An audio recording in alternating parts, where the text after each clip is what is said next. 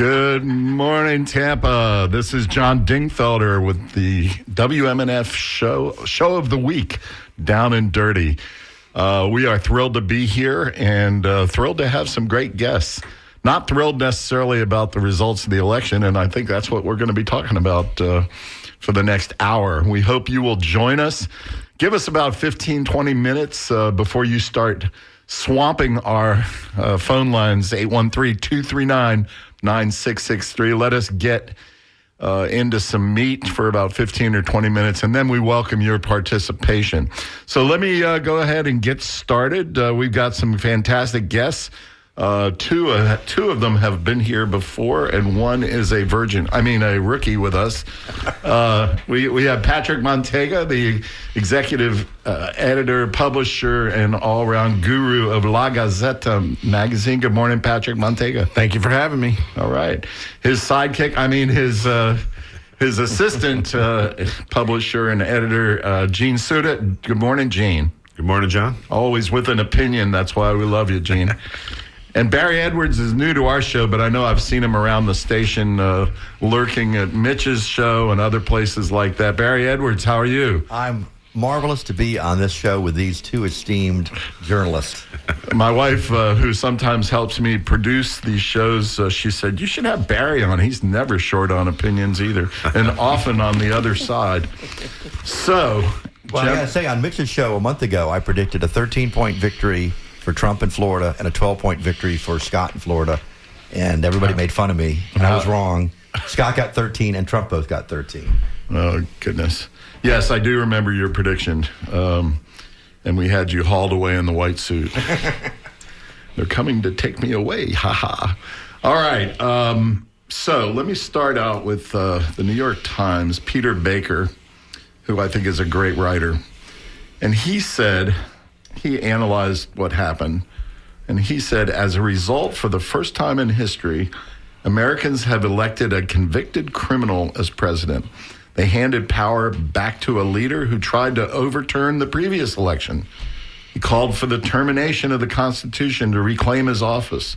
He aspired to be a dictator on day one and vowed to an exact retribution against his adversaries. And he won pretty big. What were the numbers, Patrick? Well, first of all, I don't know why he's being so positive about Trump. I mean, let's get real here. But it was bad numbers. I mean, he won the state, he won the county, he won the nation. It was big. It seems like some of our Democrats didn't show up. It seems like some of our traditional people who might vote for the Democrats decided to flirt with the other side. We had a candidate who didn't have a long time to come up with her campaign. She had a short window. And then we were also running a woman for the second time, which hasn't worked out well. And she was African-American, which also doesn't. Yeah. Gina, are we that chauvinistic as a nation that are we ever going to elect a woman president? Probably a Republican. But interesting. I think that even in the retrospect of that analysis, it tells you that our messaging was off. All the issues that we believe are really important, where we want to educate everyone to be right, meaning Democrats, while the Republicans want to win races. So they get in and do whatever they want. We need everybody to know ahead of time. So whether it's pronouns or whatever it is, I'm for 99% of the Democratic platform, but I want to get in first so that we can do it. We get this. We talk to the farthest left of the party and thinking that everyone's going to agree, and these are the issues and these are what are important. But obviously, the majority of the country, not just in electoral, but the popular vote said these aren't the issues that are important to us, and we're not going to vote on them. And Peter Baker, this is Barry Edwards. Peter Baker went on to speak to those issues that Democrats missed. The economy, inflation, and this issue about illegal immigration, which that issue really strikes me weird because, it's like I don't feel it. I don't see it. Does anybody feel it on a day-to-day basis? Or did the Republicans just create it as a boogeyman and it stuck? No, actually, and I know Peter, and my brother does a lot of interviews with him, and my brother happens to be the most cited scholar in academia in the world on the presidency, George C. Edwards III at Texas A&M and Oxford. And I think what happened here is and most of the analysis of Trump is he doesn't create a boogeyman. In fact, on immigration, he never mentioned it. He never mentioned anything until the debate with Governor Perry of Texas, who's, I think, unarguably a conservative, got booed when he wanted to do in-state tuition for Dreamers or that type of people that... Like 2013 or maybe 2015, something like that. Well, the kids that were there had come over with their parents and not their own fault. So he got booed. That was the first time that Trump ever mentioned it. So what Trump saw is the Republican Party was moving that way, and he got in front of the issue. And then he got in front of it as he saw independents, but he also saw a lot of Democrats in some of these issues, but he also saw Hispanics. There were districts in Osceola. Mitch Perry just wrote a great article. In 2016, Osceola County, which has a huge Puerto Rican population, right, had 25 points. Kissimmee, Disney World, et cetera. Yeah. 25 points for Hillary Clinton, 14 points for Joe Biden, 19 points for Donald Trump. We had districts that were 75% Hispanic in Texas that voted 60% for Trump. So the Puerto Ricans, and I'm going to generalize here, and you can hate me or whatever, but Puerto Ricans don't necessarily care about the issue because they know they can come and go from the island because they're American citizens, right? I would say that what happens with the Latins is that, the Democratic Party wants to talk to them about immigration. And if you're a voting Latin, immigration isn't your issue.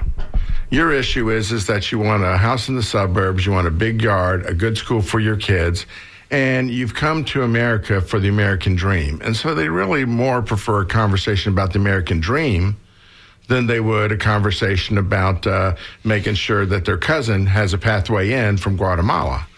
And so, immigrants a lot of times are a group that, says, well, I'm in, let me shut the door behind me. And you have that a lot of times with some of the immigrant groups. So a lot of times the Democrats have done message them wrong because they just don't want to talk to them about the bread and butter issues. They want to talk to them about immigration. And immigration isn't a selling point for somebody who's already been here and already has their citizenship and can vote. Mr. Bottega is 100% right. In fact, 10 years ago, I think Ry Teixeira wrote that the Hispanics were going to be the demographic destiny of the Democratic Party. And I think I told you I thought he was absolutely wrong. He's admitted he was wrong because he under-anticipated the wokeness of the Democratic Party, and that drove traditionally Catholic, socially conservative people, and you just can't punch them in the nose all the time. It's like even, you'd have the term Latinx. Latins didn't come up with the term Latinx. They find it offensive. The gay community came up with the term Latinx for Latins. I mean, it's an American term for talking about. So sounds like a cleaning product. It's this. It was. There is a wokeness in the Democratic Party that isn't good for not only Latins but also for typical union employees. A lot of union employees don't vote Democrat even though we're for their unions because at the end of the day, on the social side, we're just out there sometimes defending issues that really aren't our bread and butter issues either. I mean, you end up, because of Ron DeSantis in this state of Florida, defending drag queens. How big an issue is that at the kitchen table with most families? It isn't. It's their electric bill, it's their food bill, it's these things. But yet the Democratic Party finds itself in this awkward position of having to defend something, and so it looks like that's all we're about. But Gene, if we Democrats walk away from these cultural issues, do we risk losing the progressive arm of the party who maybe they're going to go off and start their own party or something like that? I don't know that they voted our side anyway. What do you think happened to them? You think they stayed home? Well, let's just take, for example, messaging on the economy. So Kamala Harris's commercials were about how I'm going to help the middle class by making housing more affordable by building more houses. Mm-hmm. Well, I already own my place, right? Mm-hmm. So what do I care about? I want my taxes. I don't want it wasted. There's nothing for that middle class. Care more about a loaf of bread and a gallon of gas. Right. It's the Democratic version of trickle down economics. So maybe in 10 years we're going to be okay. Like, I understand that you want to be forward thinking, but what is it today that's going to get you in office? So no, you don't have to leave those issues aside, but you got to get in first. You got your messaging has to be on point, and our messaging was bad. Barry. I don't think that you will lose the progressives. Now, I've talked to several people that lost. One of our candidates for the Florida Senate, they got like 40%. And he said the whole reason why the Democrats lost is they weren't liberal enough. Well, in politics, everything is quantifiable and everything is measurable. And also, this whole, we throw the race card and the gay card. So we had Andrew Gillum run. You had Sean Shaw run. You had Jeremy Ring run. And you had the woman, I forget her name, run for Agriculture Commissioner. The Agriculture Commissioner candidate got no support from the Structural Democratic Party, ran as the conservative candidate. She got the highest vote. Then Jeremy Ring, and then Andrew Gillum, and then 800,000 votes less, the progressive candidate, Sean Shaw. So there were two blacks in the race. So 880,000 people were willing to vote for a black for governor, but wouldn't vote for the black for attorney general. So we can show that the more liberal you are statewide, the worse you do. Nikki Fried, when she got elected, ran as the most conservative of the four candidates running statewide. So no, that's the Democratic Party needs a DLC moment where the Democratic Leadership Council, like we have a Bill Clinton, come in and pull them back to the middle.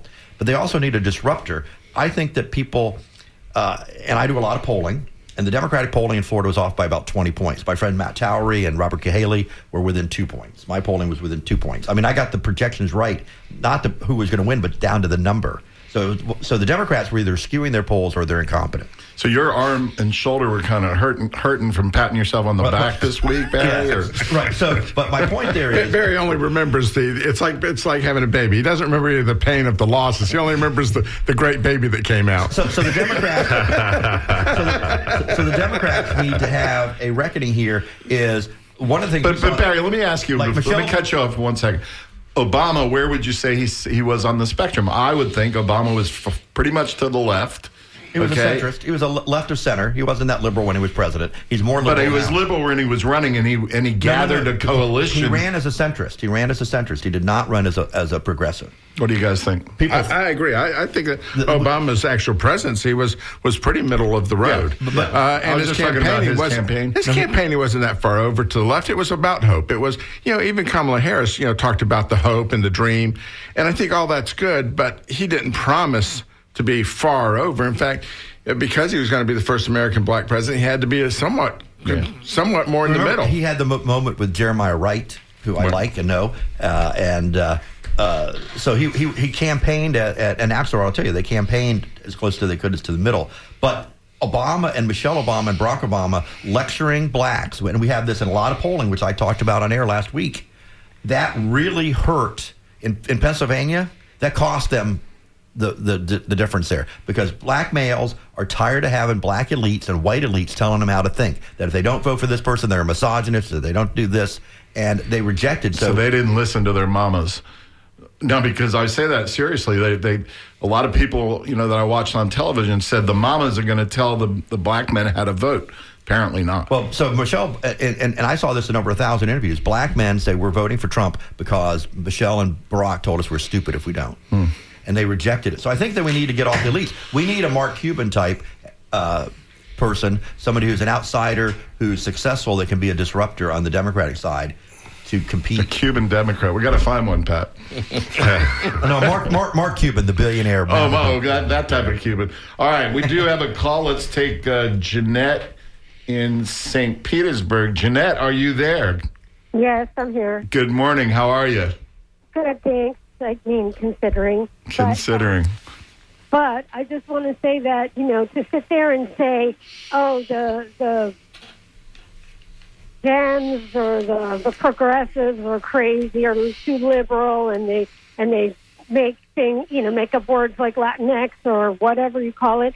I mean, we had a person standing up in front of a microphone doing something that was sexual. We had the Republicans talking about people from Haiti eating cats and dogs. I mean, you can't get much crazier than that, in my opinion. So we can sit there and say, well, look at them and look at them and look what they're doing. Well, look what they're doing. I mean, in my opinion, there's no comparison to saying, so we make up a name for Latin people who are different than the other Latins or whatever. So what? Those are just culture war stuff. But to say we want a president that says people from another country are eating cats and dogs, and the people that come from Haiti and African countries are from scummy countries, or however he put that. Mexicans are racist. But Jeanette, here's the thing. You and I might scratch our head and say, what is going on with this? But more than half of America who voted for that man. So how do we deal with that? True, but we cannot sit there and say it's because Democrats are too woke. I mean, I don't think that's the reason. Well, I think we can. We actually can quantify all of this stuff, and the good pollsters that How do you quantify saying that the Dems are too woke? Is that the reason, or is the reason the economy? Well, the economy was the big thing, but the people are racist who aren't voting.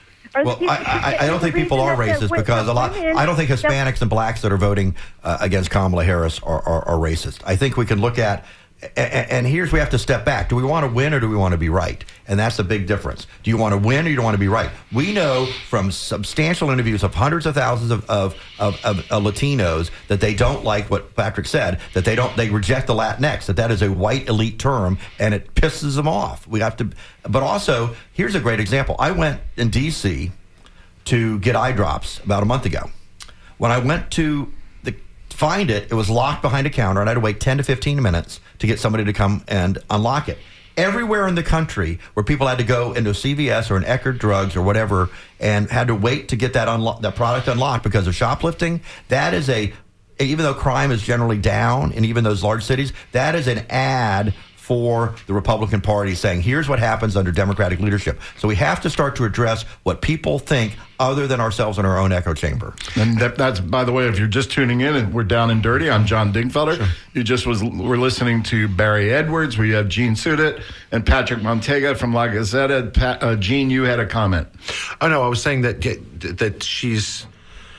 We're not saying that it's because of those things. It's because that's what our marketing is. We're saying this is what we're about. We can be about it without that being the chief thing. Do we want to win or do we want to be nice people? The problem which one is it? The problem is we're getting labeled with these things. And so even though the Biden administration dealt well with the economy, it got labeled as the administration of pronouns and oversensitivity and allowing crime to happen and shoplifting to happen and being shoplifting crime. We got labeled with those things. It isn't that we are those things, but we are labeled with them. And so we have a labeling war to fight here. We've got to change what we talk about. And so the Republicans have done a great job of making us defend things that aren't our major goals and our major issues. And that's what they're great at doing. And what you saw Donald Trump doing was making us defend things. I don't want to defend illegal immigration. Illegal immigration's bad. Right. When you're explaining, you're not campaigning is an old narrative. But also,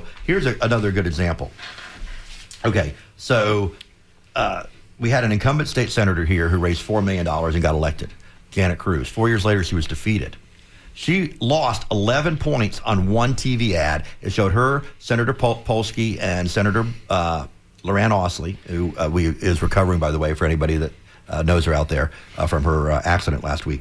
And they walked through the Capitol with their arms, and they were skipping, and they're going, gay, gay, gay, gay, gay. That's well, right. Anybody who listens to this show is pro-gay rights. But more importantly, 75%, 80% of Floridians are pro-gay rights. But it made them look ridiculous. And they lost 11 points. Whether you think it was fair or not, and they did the same ad against Lorraine, and she lost 10 points in a period of 3-4 days, and they just pounded that ad.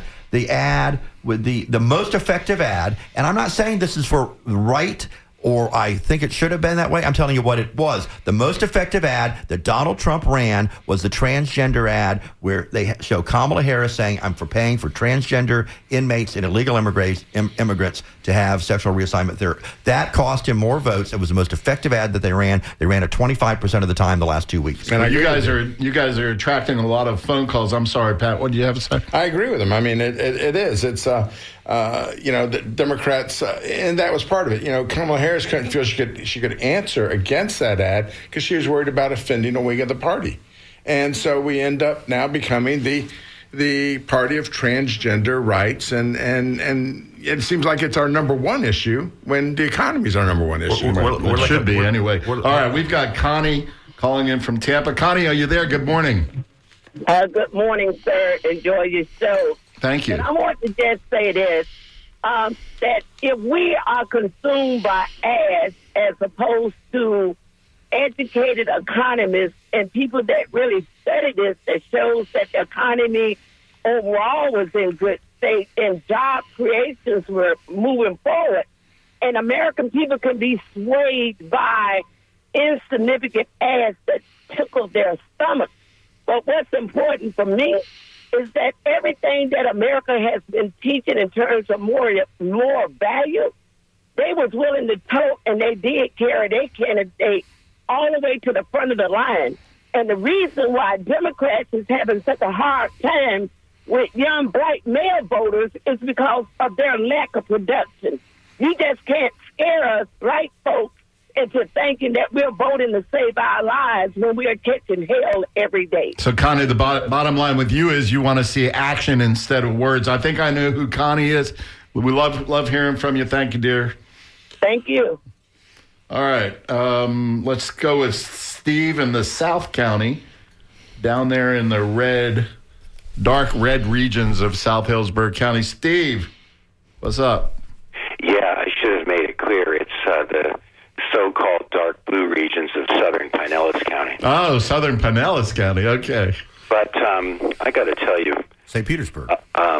the people who will vote for a convicted felon, adjudicated rapist, a man who clearly engaged in espionage, insurrection, sedition. All right, we got the list. Go ahead. Who is presenting himself in public as somewhat of a crazy, dangerous Hitler wannabe, but without Hitler's vision, courage, or intelligence.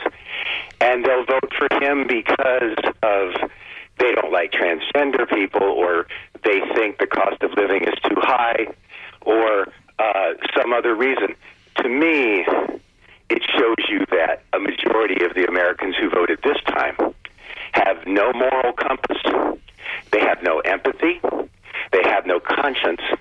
They are people who are enamored of The Sopranos and Breaking Bad, and who see bad guys, villains, as heroes. All right, Steve, we're gonna talk about that. Thanks for joining in. All right, what do you think about that? I think we're looking. I'm sorry. I think we're looking for. Well, a lot of people they're looking for a moral victory. Like we're like a bad sports team that. Hey, we played Alabama really tough. We only lost by 30 we this stayed time. within 5 points. The moral victory is, and now we're on this side saying, "Oh God, what happened?" And at least we were right. And just to beat it again, we have bad messaging, and we need to win in order to get what we need. National politics is pro sports. You know, people have a team; they're for their team. And they don't care if the members of the team are individually bad people. They care that they're getting touchdowns. People want a winner. And so I'm not willing to throw 51% of America into the pile of you guys are horrible people.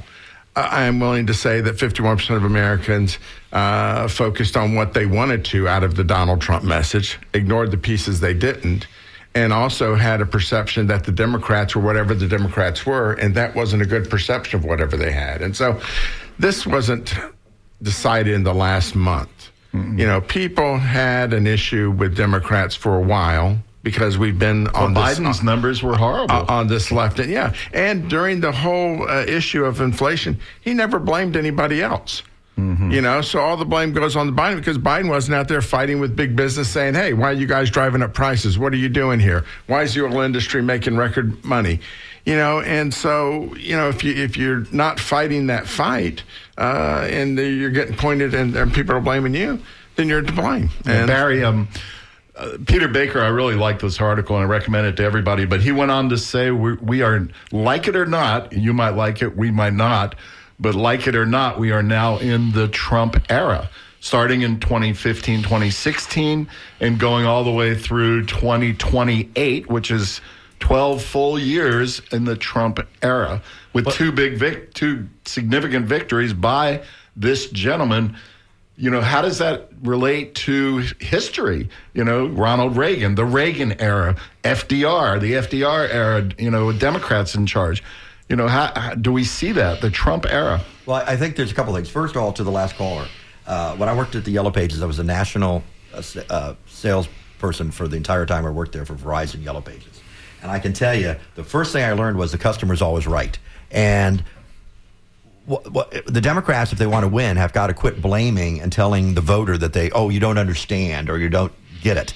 The voters, just like the customer, is always right. We need to start looking at ourselves and say, what are we not communicating, or how are we not selling the product, or if the product, and that's what I think what Patrick was trying to say is, and I told one of the chairman's husband not to campaign of the Democratic Party in Hillsborough, not to campaign on gay rights, not to campaign on abortion, not to campaign against charter schools in a district against McClure, and he did, and he got half the vote, or than the previous candidate who spent no money. So you have to know what to emphasize. You don't give up your values, but if you're in a district where everybody's for charter schools, you don't punch them in the nose every day and say you're stupid.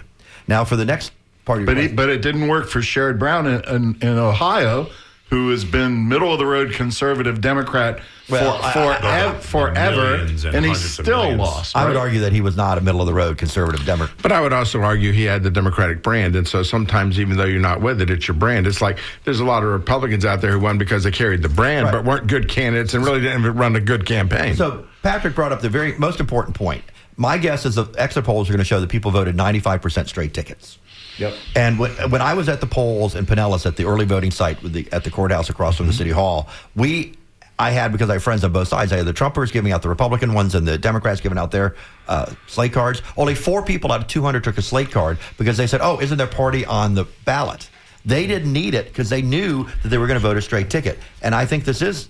But there is some data here that not all of them voted straight ticket. And I think that the Republicans who voted many times, A voter, B voter Republicans, probably were a little bit more selective in down ballot races than perhaps the voter who was only voting presidential as a Republican. I think they were very strict. Because remember, we had a couple of Democrats win here. And not only down ballot races, but down ballot issues like abortion and marijuana, where clearly some Republicans jumped over. All right, let's take Vinny in Dunedin, been very patient. Vinny, good morning. Hey, not at all. I'm enjoying the conversation. I'm a guy who disdains this political, the idea that a ticket is what I'm going to vote. But I do vote the ticket. I have to admit, I voted the ticket. Which ticket? But I want to point a Democrat. All right. And in favor of women's rights and in favor of reefer, the whole works. But honestly, what has been killing me for years is the fact that you have, I once told a big Democratic donor to Hillary Clinton that Hillary Clinton is a Republican. She's not my kind of Democrat. I don't want any part of her politics. No, like Bill, sort of like Bill Clinton. I mean, he was that DLC, middle of the road Democrat, right? Yeah, Who won? Sort of like that Biden, or even, God bless her, Kamala. You've got people who are dedicated to the status quo and are not populist. Well, Trump's a populist, people. Trump got the racists, and let's be honest, and I'm listening to a lot of, or watching a lot of YouTube videos of Gore Vidal being interviewed, and he's a guy who would laugh at the truth, who knew the truth, but would laugh at it and was great. He's really entertaining to listen to. But the fact is that there hasn't been a Democratic populist since, I don't know, William Jennings Bryan, Huey Long, these people. Because they don't win elections. Hey, Vinny. So, Vinny, what's the solution, Vinny? Real quick, you vote blue. What's your solution? Where do we go? Trump's a populist, man. He tells what he thinks is the truth, and they want to believe him because of who they are, racist and what have you, and people who vote the ticket. My solution is we elect a populist Democrat, and we need a Bernie. We need I forget that guy's name, even Grayson, somebody. Bernie, Elizabeth Warren, something along those lines. Thank you, Vinny. Elizabeth Warren. Well, I think right there, that's the problem. And I talked to people on election night about the abortion amendment. 6 weeks is way too short for 75% of people in Florida. Third trimester is way too long for 75% in Florida. And I said, why don't we get an amendment for 15 weeks? I guarantee we can get 72% of the vote. My friends on the left said, oh, that's not enough. We need 24. I said, okay, well, you have 6 weeks now. So do you want to get better, or do you want... So everything in politics is on the margin. You can't get 100%. If we want to defeat things because they're not perfect, then we can easily do it. But you mentioned the Trump era. I think that there's the realignment for the Trump era is that Hispanics are going to become Republicans, and you started the erosion of the black vote, of the African-American vote, and particularly the Caribbean black vote. So this portends poorly for the Democrats nationwide. They're going to have to change their emphasis of what Patrick said. It's all about, you don't have to lose your values, but you don't have to talk about things that don't get you votes if you want to win. Charlie Crist, and I know he lost his last couple times, said this, that you can't govern if you don't win. Yeah. No, Donald Trump's great about changing the conversation. And so it's his conversation all the time. So whatever you try to hit him with, whether it's Puerto Rico or whatever, he's changing the conversation to something else. And generally, it's so outrageous that you focus on it and you forget the last problem that you're trying to deal with them on. And the Democrats are bad about it. We end up defending ourselves. We end up doing this as opposed to just changing the conversation. And I think we have to get better at just moving forward. Gene, let's talk about this strongman issue, okay? Clearly, Trump is, for better or for worse, he's portraying himself as, I'm the strong guy. I'm going to take care of you. Women, I'm going to take care of you, women, even if you don't want it. I'm still going to take care of you, little girls. Apparently that didn't offend enough people. He still got elected. America wants a strong man right now. There's a comment here from a woman who wrote a book called Strong Men, Mussolini to the Present. And she likens him to Putin and to, I can't pronounce it, Xi Jinping of China and other strongmen. It says he's used his campaign to prepare Americans for an autocracy. But he's a strong speaker.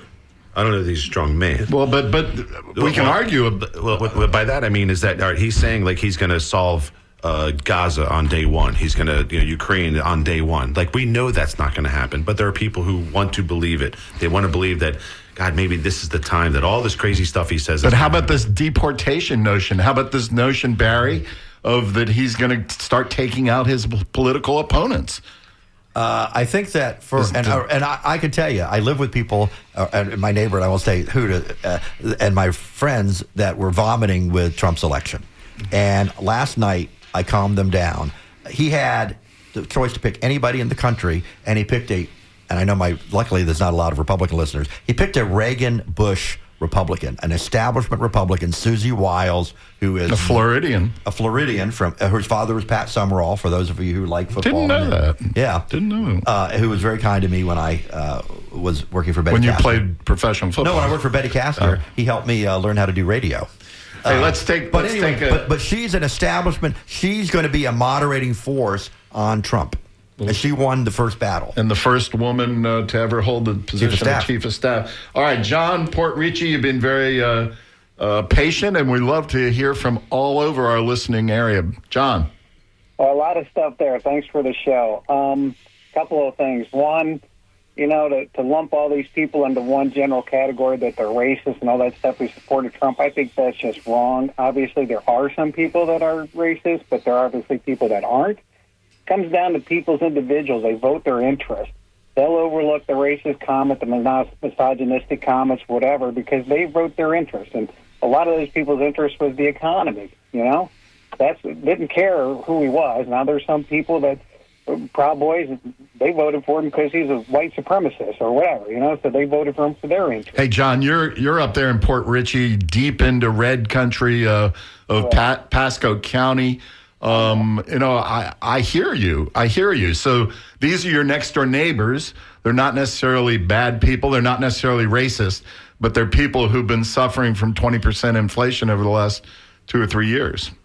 They voted red even before that because I don't know.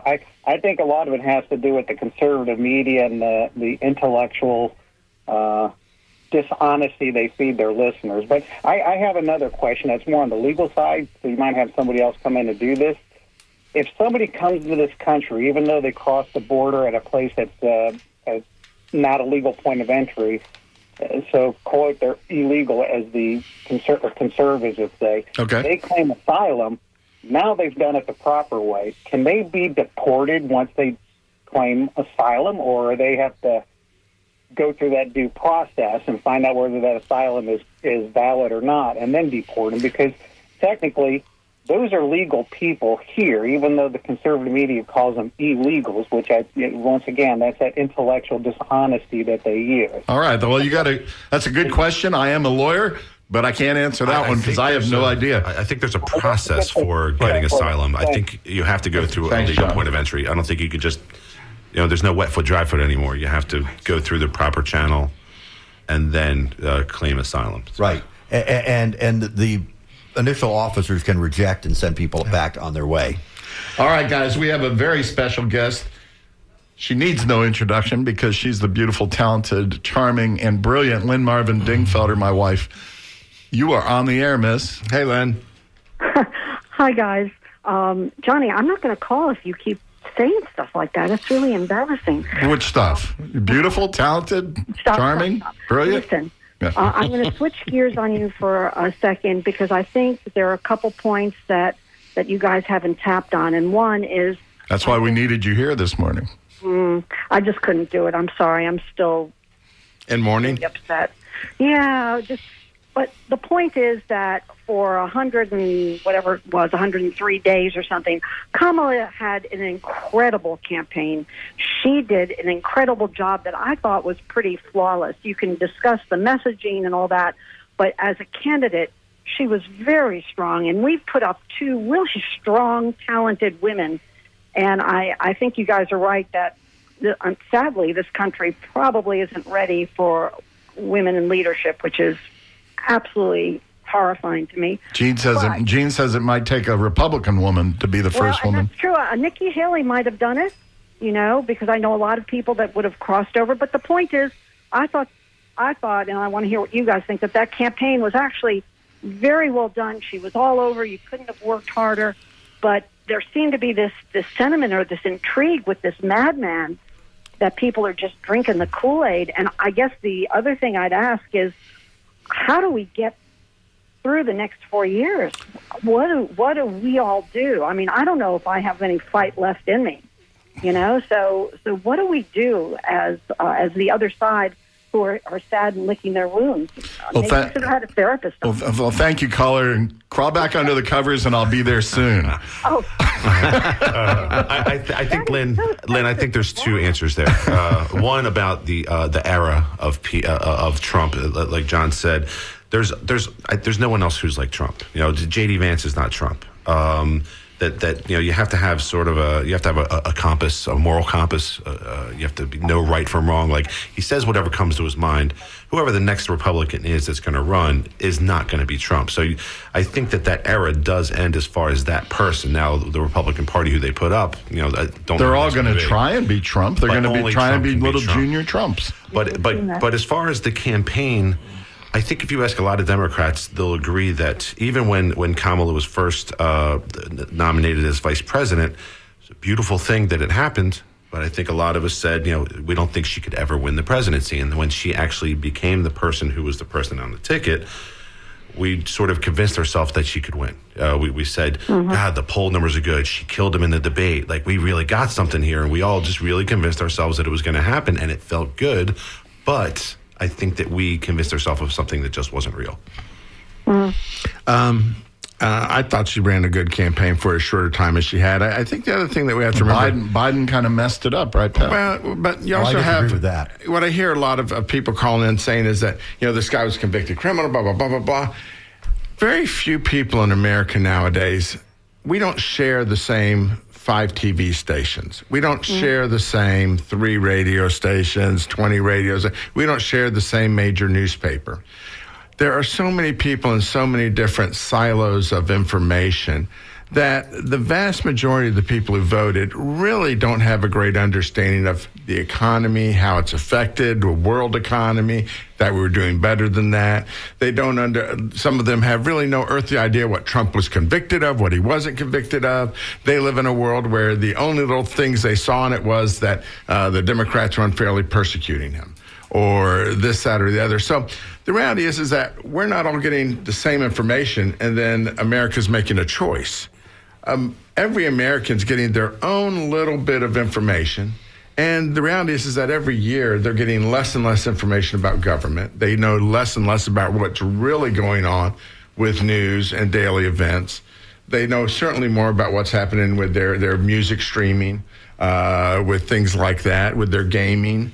And so, a lot of the advertising that I might have saw on TV, another voter saw absolutely none of it. They saw none of the TV commercials. I've talked to people who, on some of the local elections, like Susie Lopez, I saw those commercials were devastating Andrew Warren, but I talked to other people who saw not a single message from Susie Lopez on this.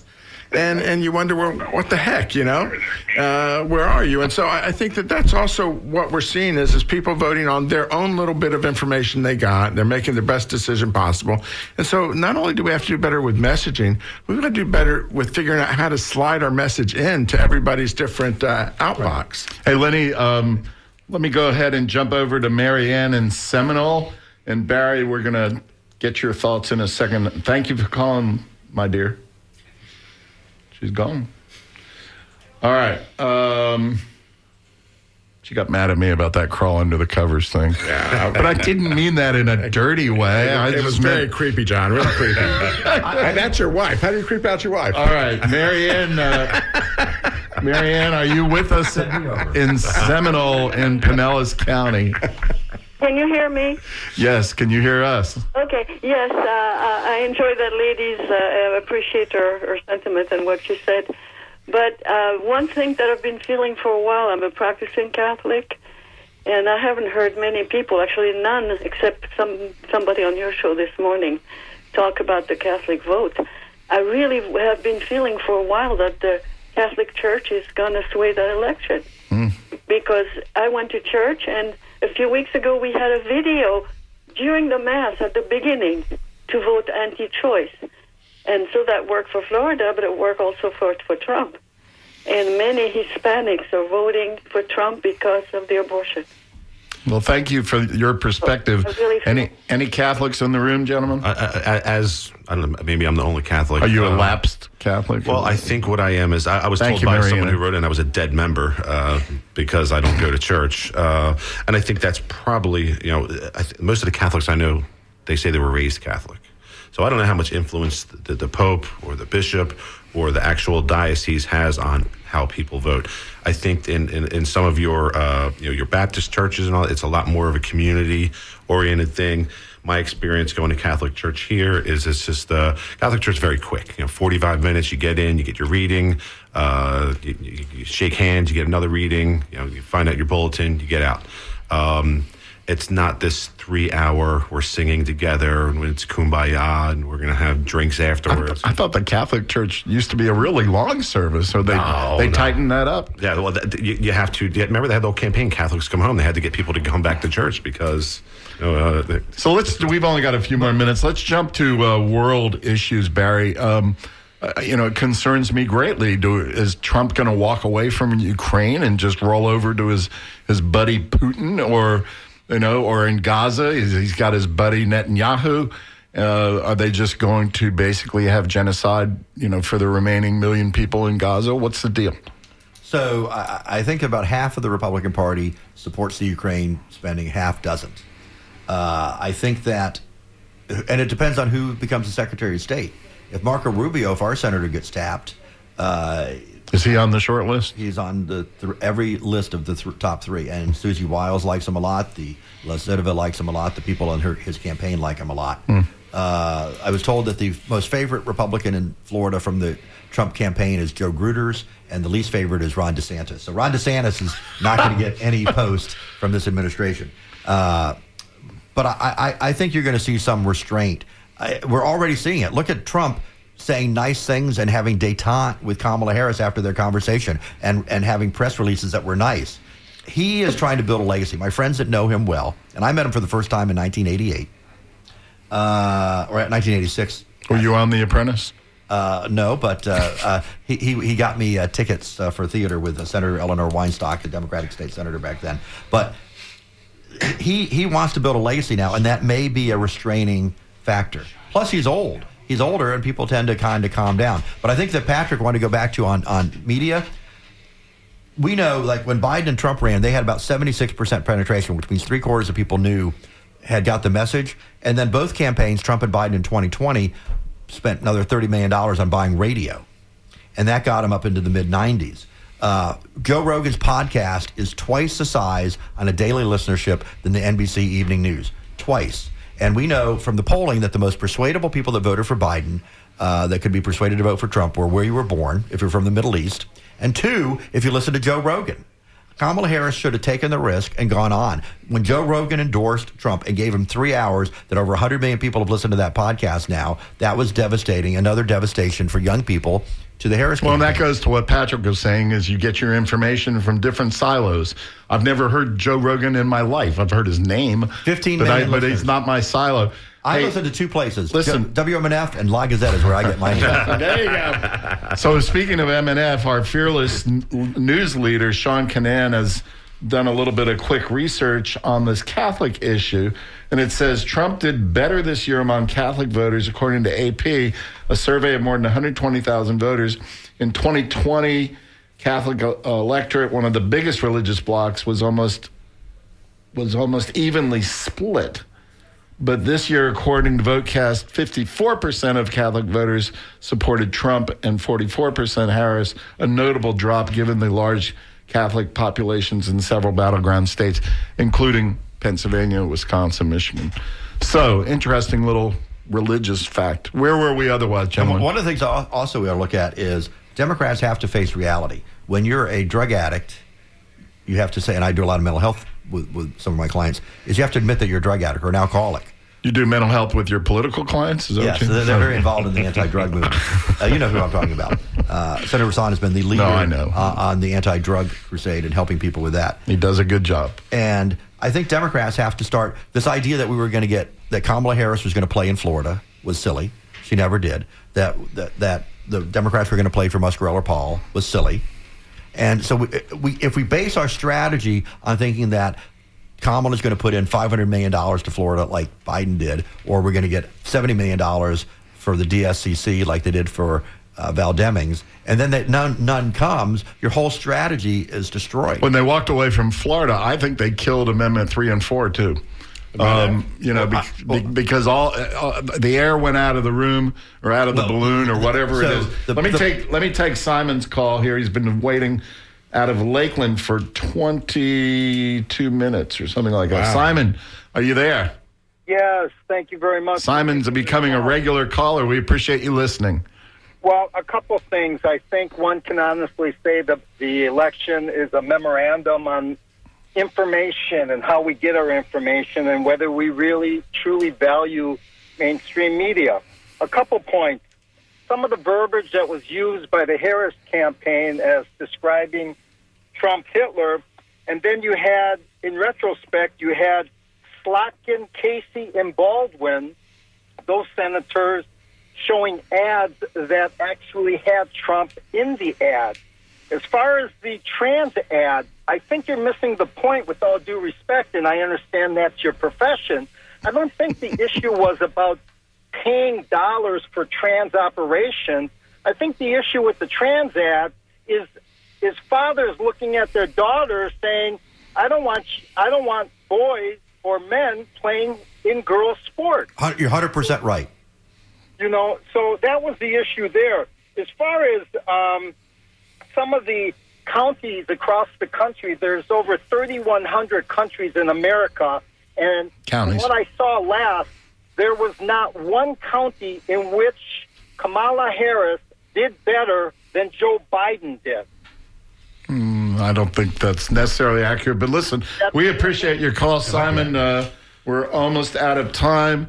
Patrick, you've written in La Gazzetta. By the way, La Gazzetta will be inducted into this in D.C. Help me out, Pat. The Library of Congress will be officially inducted into Library of Congress on Tuesday at 4 o'clock.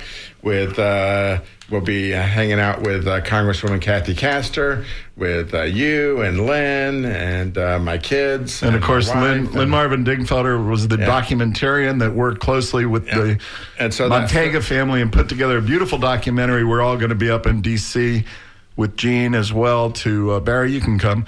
You're welcome to use me for the cover photo. There you go. But anyway, he'll be inducted in the Library of Congress. We're very proud of the family and of Lynn. Pat, speaking of La Gazzetta, this week you wrote about the election and specifically about environmental impacts and the impact of this election on your grandchildren. Yeah. A lot of people, a lot of Democrats call me. They're mourning this, and all I can say is, frankly, if I'm 6 years old, I'm okay. I might get a tax cut out of the deal. With You'll Donald get Social Trump Security one of these days. Right. I don't need an abortion. Blah blah. I'm okay, but. I do feel bad for my grandkids because I am very worried about our environment. And the Republican leadership and Donald Trump seem to believe absolutely that people aren't responsible for climate change and therefore people can't do anything about it. And the close election we had between Gore and Bush, had Gore won, we'd been 10 years ahead on the issue of trying to mitigate climate change. This is going to put us another 10 years back. 4 years of Trump will put us 10 years back on mitigating climate change. And I feel really bad. I took a look at the map, and everybody who got flooded in Hillsborough County voted Republican. So you voted for people who don't believe they can do anything about your flooding. The waterfront homes, right? Right. Yeah. Let's go ahead with, let's see, Lila in Brandon. We're getting calls from the whole Bay Area today. It's fantastic. How you doing, Lila? Leila, excuse me. Yeah, Mr. Dingfiddle, it was nice meeting you at the Historical Society meeting in Brandon about a month ago. Absolutely. I'm just relieved the election is over, and our Floridians have gone through a lot, just like North Carolina and South Carolina, and I'm optimistic about the future.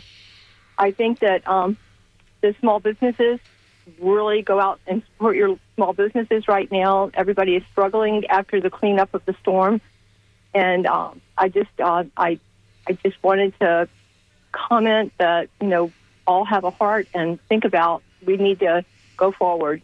Well, Leila, I know you care deeply about the homeless. How are the homeless doing after all these storms?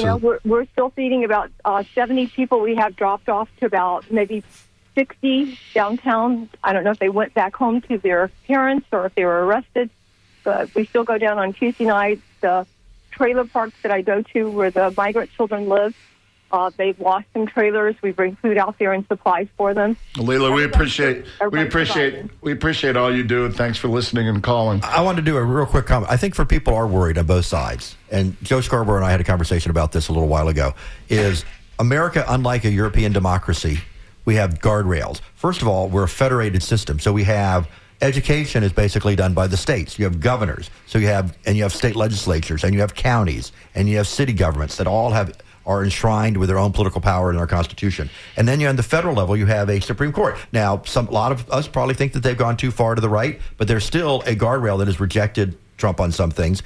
And you have a Senate, and Republicans announced they're going to keep the filibuster.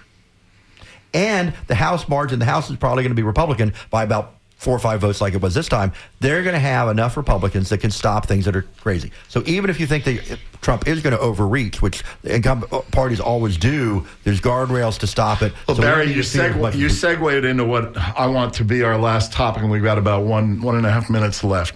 My father was in the military. Okay, he saw what happened during World War II. We're Jewish, had probably a bigger impact on us personally. He fought. I mean, he didn't fight, but he was in the Army. He served. He loved our country. He loved the democracy that we stand for. Are we concerned, gentlemen? Are we at risk 5 days after the election or 3 days after the election? I think we're having a peaceful transition of power right now. We are not like the leader, but democracy itself, I think. I think that we're having peaceful transition of power because of the Democrats, not because of Donald Trump. And so I think that both Kamala Harris and Joe Biden have really tried to lead by example and try and show Trump this is how you should have done it last time. Am I worried about democracy? Yeah, I am. I'm worried about democracy because I find Americans not training themselves on how to run it. Well, listen, we are out of time. It was a great discussion. Maybe we'll continue it next week. This is John Dingfelder, Down and Dirty. I've had Barry Edwards, Gene Sita, and Patrick Montega joining us for a very inspirational conversation. Skip, thanks for doing the board. Irene, thanks for answering the phone. A lot of calls today. And everybody have a wonderful, wonderful weekend. Try and breathe. Be good to your neighbor. And WMNF Tampa.